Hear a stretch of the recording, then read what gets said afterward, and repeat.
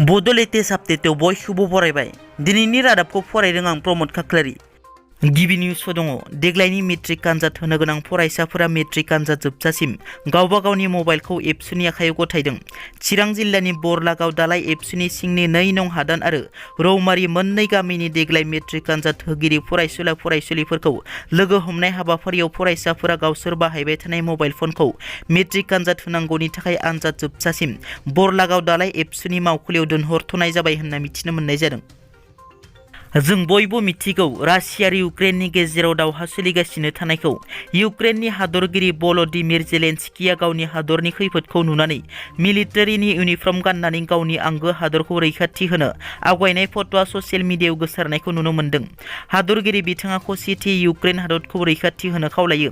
मख'नो गोनांदि मैया रासियाया इउक्रेनखौ गाग्लोबनायनि उनाव इउक्रेननि हादरगिरि भल'दिमिर जेलेनस्किया फोरमायो दि इउक्रेननि गासै सा 137 नोगोरारि आरो मिलिटारि पार्सनेलफोरनि जिउ गोमायो आरो सा 316 जोखोम जायो होनना।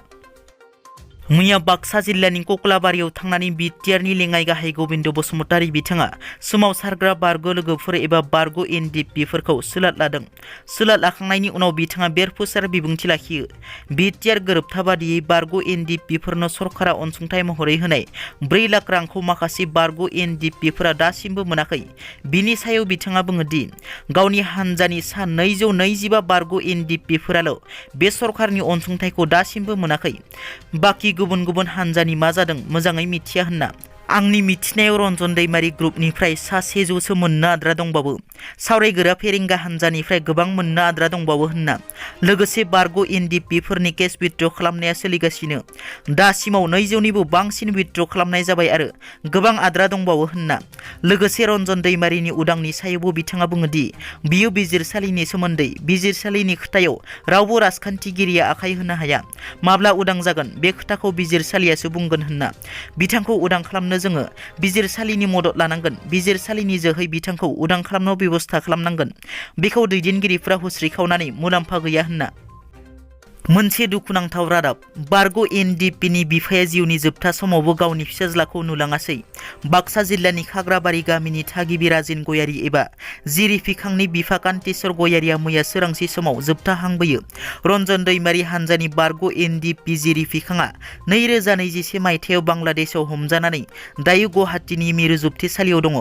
जिरि फिखांनि थाखाय नखरा साननैसोनि थाखाय रेहाय बिदोंमोन, नाथाय मिरु जोबथेसालिया गनायथि होआखैसै।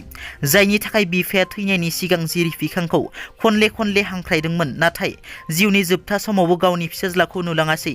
जिरि फिखांनि फंबाया बिटिआर सुक्ति जानायनि उनावबो बिसोरखौ जोबनानै दोननायखौ दुखु मोननाय फोरमायो। प्रमद बर'आ जों बख'गोन, सिन्था खालामनाङा, न' लुना होगोन, साख्रि होगोन होनना बुंनायनि उनावबो दिनैसिम खबर लाया आरो सरकारजों रायलायदों, नाजादोंल' बुंबाय थायो। दिनैसिमबो नाजादोंल' बुङो खिन्थु बख'नो हायाखै। बिनि थाखाय सरकारनि सायाव दुखु मोनदों होनना फोरमायो जिरि फिखांनि फंबाया। चिरां जिल्ला इउपिपिएल दोलोनि गोदान मावफुं आफादखौ दाफुंबाय। गुबुन गुबुन जिल्लानि बादिनो मैया चिरां जिल्ला इउपिपिएल दोलोनि गोदान मावफुं आफादखौ दाफुंबाय।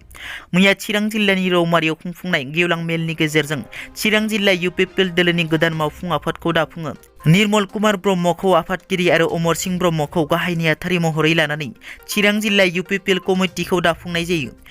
बे हाबाफारियाव एमएलए जयन्त बसुमतारी, बिटिसिनि मावफुं सोद्रोमा रनजित बसुमतारी आरो बिटिसिएलएनि बुंथिगिरि कातिराम बर'आ बाहागो लायो। दिनैनि रादाबा एसेनोसै। नोंथांमोना जुदि आंनि चेनेलखौ दासिमबो साबस्क्राइब खालामाखै, अन्नानै साबस्क्राइब खालाम। गोजोन्थों।